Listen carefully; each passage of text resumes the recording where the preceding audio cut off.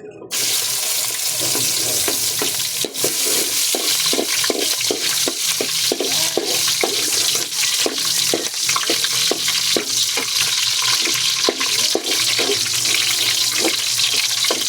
tayo ng pancit canton, guys. May ano na naman sa atin na bigay ng pancit canton. Lutuin ko daw. Kaya ayun, nilutuin natin ngayon. Merienda. Ay, ligid ba kayo nito, mga lala? Atay lang cook natin, atay. Atay. Kasi hindi masyadano marami yung pancit.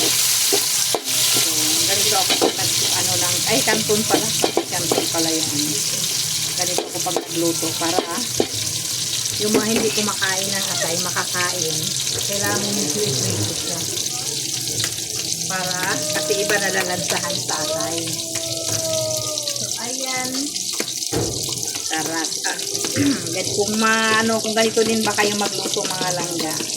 Comment naman kayo dyan kung may kulang pa sa niluluto. Kung mas may idadagdag pa kayo. Lagyan ko siya ng garlic powder. Ito ako mahilig ako maglagay ng garlic powder o kaya onion powder. At hindi pwedeng mawala ang ating paminta para masarap. Pandalang paminta na. Gumagalaw po ang kawali natin. Gumagalaw ang ating kawali. Meron po sa akin nagbigay na kapitbahay. Sabi, ay lutuin ko naman daw yung canton. Kaya, ayan. Binilhan ko ng sahog. Atay ang napili ko. Mas masarap po ang atay kasi pag sa pancit. Kahit sa gulay po, sa chapsuy, mas masarap po ito kasi sa baboy.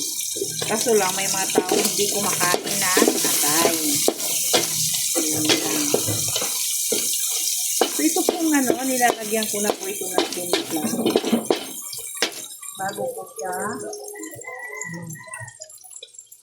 nilalagyan ko na ng lasa para Sel, may dyan, magic sarap para masarap na po kahit ito. Magic sarap sa ka-oyster. Isang magic lang muna. Lalagyan ko na ito ng lasa para mamaya goods na.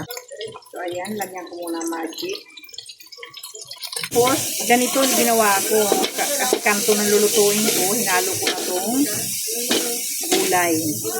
Ganito ako pagpasit kanto yung lulutuin. Hinahalo ko na ang gulay sa sahog. Tapos, maglagay tayo ng 4 cubes nito. Lalagyan na natin ito ng timpla para pag ilagay natin mamaya sa canton, may lasa na. Okay? Kayo ba ganun din magawa? Dinuduro ko yan. So, ayan. Naglagay na tayo ng sabaw. Lagyan pa natin ng paminta.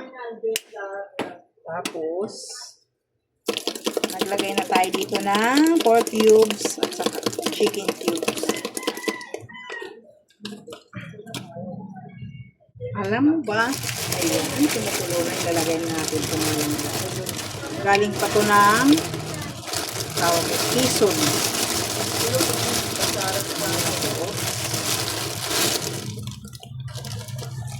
Ayan.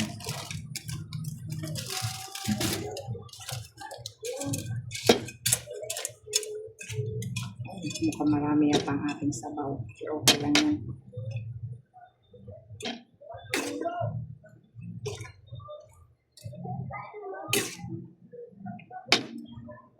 Yan. So, ilalagay na natin ang gulay, mga lalabs. Ilalagay na natin at paluto na siya. Ganito lang kasimple magluto ng ganito lang kadali. Magluto ng canton. Ayan. Lagyan natin ng tawag nito. Oyster. Pandagdag lasa. Yan. Tapos, lagyan natin ng Maggi. So, patapos na po ito. Paluto na po ito mga lalabs. Kunting ano na lang din. Luto na. At another garlic powder. Meron tayo sa garlic. At paminta. Yan. Meron tayong sibuyas, dahon sibuyas. Ilalagay natin. So, ayan. Luto na to. Okay na to. Ayan. Ilagay natin yan. Ayan lang. Ganyan lang. Kasimple. Kadali. Ayan. Mamaya-maya wala na rin itong sabaw. Ngayon lang siya may sabaw. Pero maya-maya i-absorb din niya yan. So, ayan na. Yun lamang. Okay na. Kain na tayo.